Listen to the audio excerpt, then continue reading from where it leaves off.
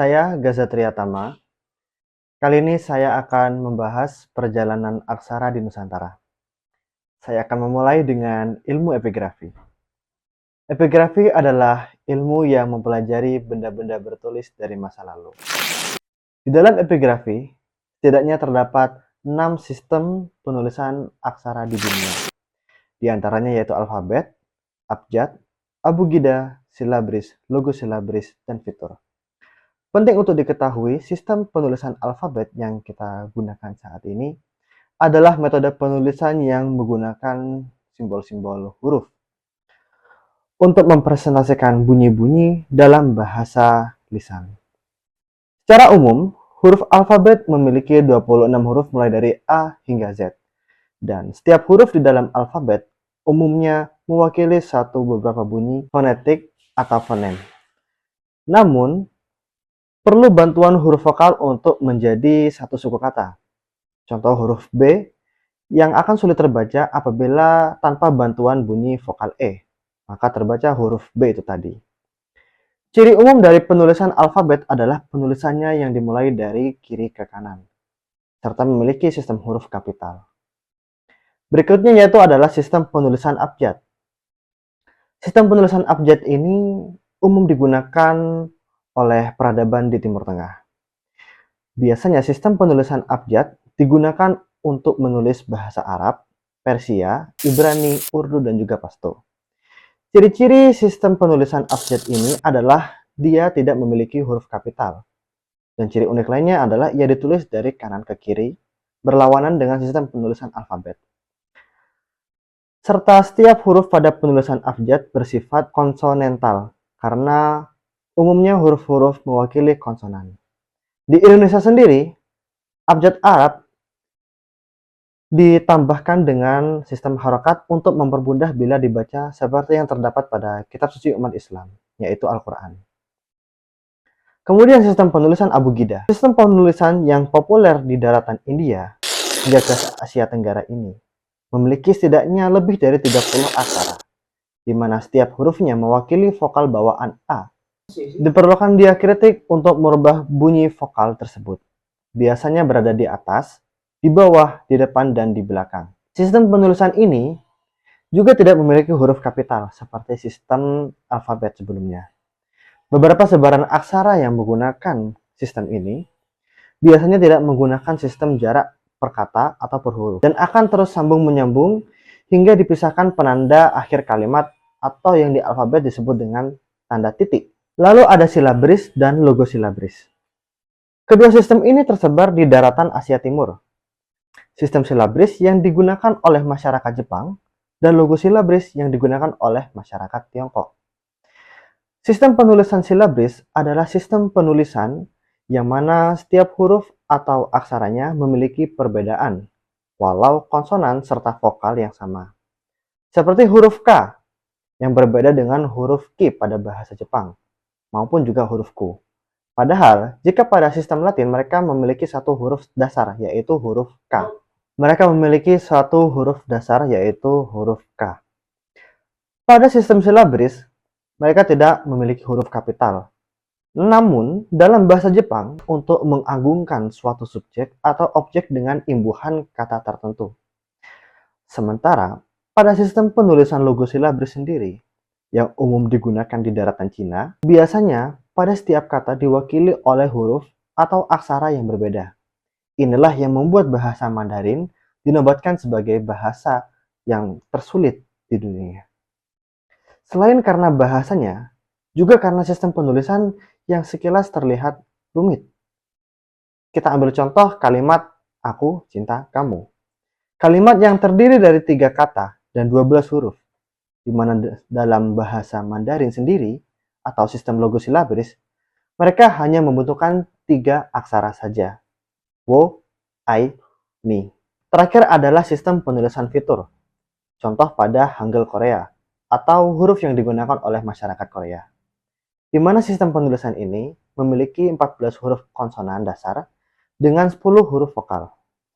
Ciri unik dari sistem penulisan ini yaitu setiap blok suku kata dalam Hangul terdiri dari minimal 2 hingga maksimal 4 huruf. Konsonan awal berbunyi seperti contoh chosong. Yang kedua, contoh vokal seperti chungsong. Adapun yang opsional berbunyi jongsong. Contoh struktur suku kata biasanya berbunyi aksara na ditambahkan aksara vokal a menjadi na. Contohnya juga na ditambahkan aksara vokal n di belakang menjadi nan.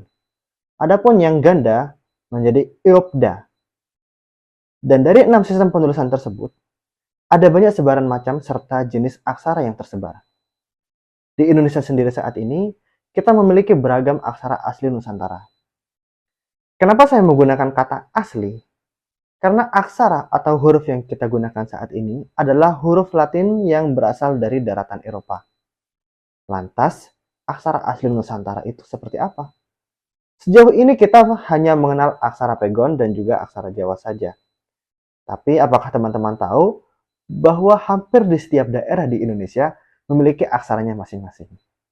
Seperti di Pulau Jawa sendiri, yang memiliki aksara Sunda, Jawa, dan juga Pegon. Dan di Pulau Sumatera sendiri memiliki aksara Incung, Batak, Ulu, dan juga Rejang. Bergeser ke Pulau Kalimantan dengan aksara Iban dan Papan Turainya, hingga ke Kepulauan Timur Indonesia dengan aksara Bali, Lontara, Jangang-Jangang, dan juga Bilang-Bilang. Ya, itu semua merupakan bagian dari aksara asli Nusantara dan masih banyak lagi. Aksara-aksara tersebut memiliki nenek moyang yang sama, yaitu aksara Brahmi, dengan sistem penulisan abugida dari daratan India. Di mana aksara Brahmi sendiri menurunkan aksara Palawa yang akan menjadi cikal bakal keberagaman aksara di Asia Tenggara. Hingga nantinya akan menurunkan aksara Kawi menjadi dua. Yang pertama aksara Kawi di Sumatera, yang kemudian akan menurunkan aksara seperti aksara Incung, Batak, Rejang, serta rumpun aksara Sumatera lainnya. Adapun aksara Kawi di Pulau Jawa menjadi aksara Sunda kuno dan aksara Jawa, yang kemudian berproses di tanah air kita menjadi ragam aksara yang saya sebutkan tadi. Beberapa aksara itu ditulis dengan ragam media tulis, seperti prasasti yang umumnya menggunakan media keras, contoh seperti media tulis berupa batu dan logam. Adapun naskah kuno atau manuskrip yang biasanya menggunakan media yang lebih ringan, seperti kertas deluang, kulit kayu, dan juga kepingan bambu. Dengan mempelajari aksara Nusantara, kita menjadi lebih mengenal identitas kita, tentang bagaimana para leluhur menyampaikan suatu informasi untuk generasi kita saat ini. Bagi saya hal ini menarik karena kita akan dibawa untuk membongkar banyak misteri. Dan epigrafi adalah salah satu kunci dalam memahami setiap kode atau aksara kuno. Jika kita mau dan berani untuk mempelajari lebih jauh, maka akan banyak informasi yang akan kita dapatkan. Contoh peristiwa perpindahan ibu kota Indonesia saat ini, yang bermula dari Jakarta ke ibu kota Nusantara.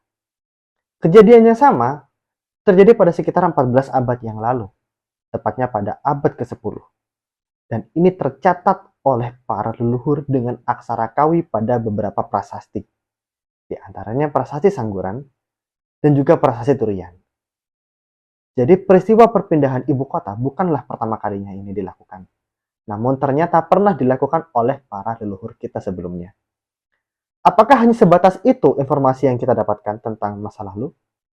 Selain kondisi politik, dengan epigrafi kita bisa mempelajari bagaimana pemahaman leluhur Nusantara dalam mengamati pergantian bulan dan matahari. Kita anggap sebagai astrologi. Dan ini dibuktikan dengan beberapa nama bulan seperti Sarawana Masa, Badarana Wasa, Asjusi Masa, Kartika Masa, dan lain-lain. Penanggalan ini membantu kehidupan masyarakat kuno Nusantara untuk menentukan waktu kapan mereka akan bercocok tanam, kapan waktu berlayar, hingga waktu untuk beribadah.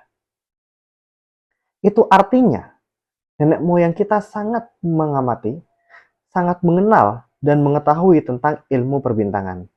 Dan dibuktikan pada hampir setiap prasasti yang ditemukan di Indonesia. Yang diawali dengan pengucapan selamat tahun baru dan menyertakan nama bulannya. Namun sayangnya, kondisi masyarakat Indonesia saat ini kurang meminati akan pemahaman aksara kuno dari nenek moyang mereka. Padahal sebenarnya, nenek moyang kita sudah cukup banyak mewarisi ilmu pengetahuan. Namun, aksara-aksara itu tergantikan oleh aksara Latin sebagai huruf resmi Indonesia. Salah satu penyebab tergantikannya aksara Nusantara ialah karena program pemberantasan buta huruf oleh Presiden Soekarno pada tahun 1948 dan oleh Presiden Soeharto pada tahun 1972. Juga pada zaman kolonial Belanda, bahasa Melayu telah menjadi bahasa penghubung antar negara di Asia Tenggara. Ketika bangsa Indonesia memutuskan untuk menggunakan bahasa Melayu sebagai bahasa nasional, mereka juga mengadopsi huruf Latin yang telah digunakan oleh bangsa Eropa. Pada tahun 1928, bahasa Indonesia secara resmi diikrarkan sebagai bahasa persatuan melalui Sumpah Pemuda. Pada saat itu, huruf Latin telah menjadi pilihan yang paling praktis dan mudah digunakan untuk menulis bahasa Indonesia. Selain itu, penggunaan huruf Latin juga dipengaruhi oleh perubahan ejaan yang terjadi beberapa kali sejak kemerdekaan Indonesia. Mulai dari ejaan Van Option, ejaan Republik, ejaan Pembaharuan, ejaan Baru, ejaan yang disempurnakan atau EYD, hingga EBI 2015. Dan ini berdampak pada penggunaan aksara Nusantara yang mulai tersisihkan oleh huruf Latin. Bahkan saat ini pun, tidak banyak generasi muda yang mau mewarisi pemahaman aksara Nusantara. Adapun proses perjalanan perubahan aksara itu dari masa ke masa, ada juga perubahan dari bahasa masa ke masa. Dan sebagai seorang sejarawan, untuk mengurangi resiko misinformasi dari leluhur agar tidak ada cara lain selain merujuk sumber utama. Dengan mempelajari aksara dan bahasa yang memang diwarisi oleh leluhur bangsa Indonesia. Semoga dengan demikian, apa yang saya sampaikan bisa membuat kita melek sejarah dengan apa yang diwariskan oleh nenek moyang kita. Dengan apa yang mereka tinggalkan melalui tinggalan tertulis. Mari, selamatkan aksara Nusantara demi menghidupkan warisan budaya.